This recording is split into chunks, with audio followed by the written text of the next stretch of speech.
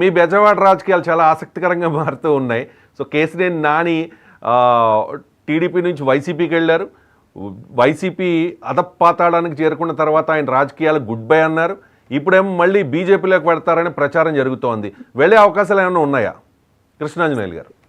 రవిశంకర్ గారు నమస్తే. నమస్కారం అండి. విజయవాడ రాజకీయాలు అంటే దేశ రాజధాని విజయవాడ, రాజకీయ రాజధాని కూడా ఖచ్చితంగా ఇవి ఆసక్తికరంగానే ఉంటాయి. రాష్ట్రం కూడా కొంత ఆసక్తిగా దీన్ని గమనించేదానికి అవకాశం ఉంది. కేసినేని నాని విషయానికి వచ్చేసరికల్లా మీరు ఒక అంశాన్ని గమనించండి.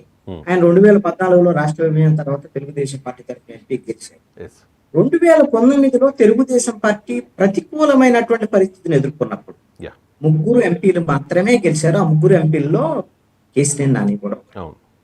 అది ఆయన మీద ఉన్నటువంటి ప్రజల్లో ఉన్నటువంటి గుడ్ విల్, ఆయనకు ఉన్నటువంటి ప్రజాబలం, ఇది ఖచ్చితంగా ఆయనకి. ఇంకొకటి ఏంటి అంటే ఆయనకి కాంట్రవర్సీకి సంబంధించినటువంటి వ్యక్తి కాదు. ఓపెన్ గా మాట్లాడతారు తప్ప కాంట్రవర్సీకి వెళ్ళటమో లేకపోతే అవినీతి కరప్షన్ కి సంబంధించినటువంటి ఎలిగేషన్స్ లేవు కేసినేని నాని. అందుకని భవిష్యత్తులో ఆయన మళ్ళీ రాజకీయాల్లోకి యాక్టివ్ అయ్యేటువంటి పరిస్థితి ఉంటే ఖచ్చితంగా విజయవాడ ప్రజలు ఆదరించేదానికి అవకాశాలు. ఆయన రాజకీయాల్లోకి రావడం అన్నది ఆయన ఇంట్రెస్టా లేకపోతే బీజేపీ ఇంట్రెస్టా? ఎప్పుడైనా సరే ఇద్దరు ఇంట్రెస్ట్ ఉన్నప్పుడే సాధ్యమైంది. ఆయనకి ఇంట్రెస్ట్ లేకుండా బీజేపీ రావాలి కదా ముందు. అదే నోను, ఆల్రెడీ ఆయనకు అవసరం ఉంది ఈ రోజున. ఆయన ఒక్కడే కాదు, ఆయన భవిష్యత్తులో తన కుమార్తె కేసినేని శ్వేత ఆవిడ్ని రాజకీయంగా కొంత ఎదిగే విధంగా చేయటం అనేటువంటిది ఆయన వారసురాలుగా ఆవిడని తీసుకురావాలి. అంటే ఈయన యాక్టివ్ పాలిటిక్స్ లో ఉన్నప్పుడే ఆవిడ్ని మంచి పొజిషన్ లోకి తీసుకొచ్చేదానికి అవకాశం ఉంటుంది. అందుకని నేను అనుకుంటాను సాధ్యమైనంత తొందరగా ఆయన యాక్టివ్ పాలిటిక్స్ లోకి వచ్చేదానికి అవకాశం ఉంటుంది. ఇప్పుడు వస్తున్నటువంటి వార్తలన్నీ కూడా వాస్తవమైనటువంటి వార్తలే. ఆయన ఆల్రెడీ తన అనుచరులతో మీటింగ్స్ జరుపుతున్నారు. యాక్టివ్ గా వెంటనే ఇప్పుడు ప్రకటన చేయడానికి అవకాశం ఉంది. చెప్తూ ఉన్నాను, ఖచ్చితంగా బుద్ధా వెంకన్న లాంటి వాళ్ళు తీవ్రంగా అపోజ్ చేస్తారు.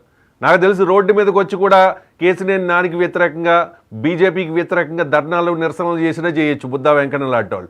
ఎందుకంటే పార్టీ కంటే పర్సనల్గా బుద్ధా వెంకన్న అంతలా సీరియస్గా తీసుకున్నారు. ఆయన పార్టీలో ఉన్నప్పుడు విభేదించారు, డైలాగ్ వారు చూసాం, సోషల్ మీడియా వారు చూసాం. తర్వాత పార్టీ నుంచి ఆయన వైసీపీలోకి వెళ్ళిపోయిన తర్వాత నాని వైసీపీలోకి వెళ్ళిపోయి పోటీ చేస్తున్న క్రమంలో కూడా ఎంత ఘర్షణ జరిగింది మీకు తెలుసు కదా. కాబట్టి ఇప్పుడు కేసినేని నానిని బీజేపీలోకి చేర్చుకోవాలి అంటే Chandrababu Naidu permission, TDP permission అవసరమా?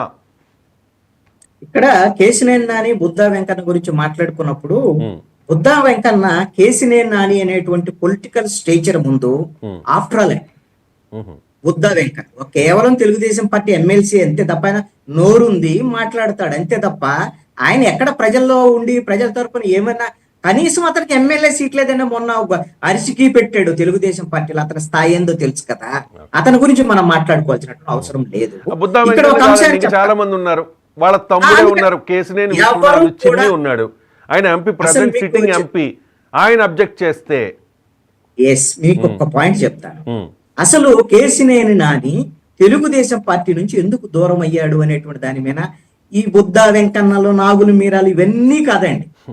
కేవలము నారా లోకేష్ తో ఉన్నటువంటి వ్యక్తిగతమైనటువంటి విభేదాలు, తన ఇమేజ్ ని భంగపరిచేటువంటి విధంగా కేసినేని ఆయన ఫీల్ అయినటువంటి విషయం నారా లోకేష్ వ్యవహరించారు అనేటువంటిది కేసినేని నానికి నారా లోకేష్ మధ్య ఉన్నటువంటి విభేదాలు. చంద్రబాబు నాయుడుతో కూడా లేవండి.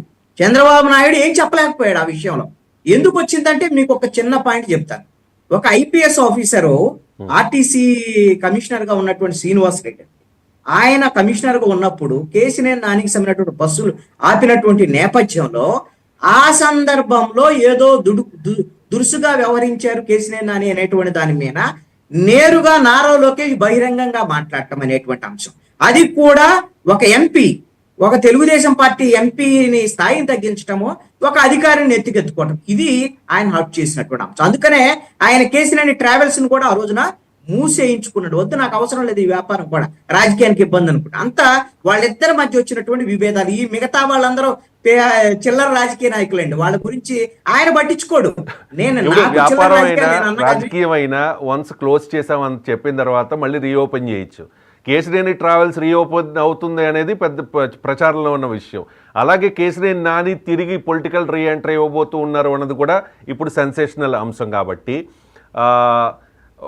కేసినేని నానిని జాయిన్ చేసుకునే విషయంలో పురంధేశ్వరి చాలా ఇంట్రెస్ట్ చూపిస్తూ ఉన్నారు అన్నది మనకున్న సమాచారం. అదే జరుగుతోంది ఇప్పుడు మీడియాలో పెద్ద చర్చ అదే జరుగుతోంది.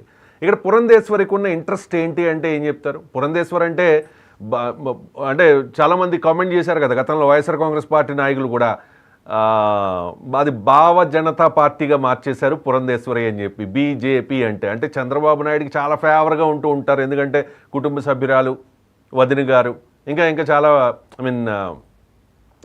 వాళ్ళకి ఉంటాయి కదా అని చెప్పేసి. సో ఇప్పుడు పురంధేశ్వరి చంద్రబాబు నాయుడు గారి నోటీసులో పెట్టకుండా అంత స్పెషల్ ఇంట్రెస్ట్ చూపించే అవకాశం ఉంటుందా?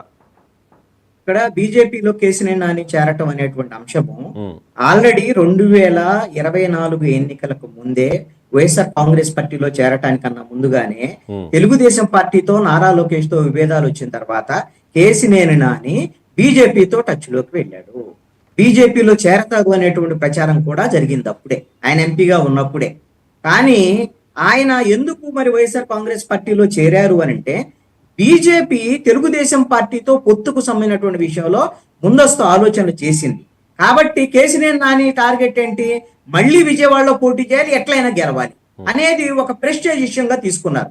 ఆ సమయంలో బీజేపీకి ఎన్ని సీట్లు ఇస్తారో తెలుసు, కేసినేని నానికి కూడా ఎంపీ సీట్లు ఎన్ని ఇస్తారో, ఎమ్మెల్యే సీట్లు ఇస్తారో. కాబట్టి బీజేపీలో చేరటం వల్ల తన ఇమీడియట్ పొలిటికల్ జర్నీ అనేటువంటిది అప్పుడు ఆగిపోయేదానికి అవకాశం ఉంటుంది. కాబట్టి తన కసి తీర్చుకోవాలి అని అంటే మళ్ళీ వైసీపీ గెలవచ్చేమో, నేను ఎంపీగా గెలవచ్చు అనేటువంటి దాని మీద వైఎస్ఆర్ కాంగ్రెస్ పార్టీలో చేరటం అనేది జరిగింది. అంతకు ముందే నితిన్ గడ్కరీ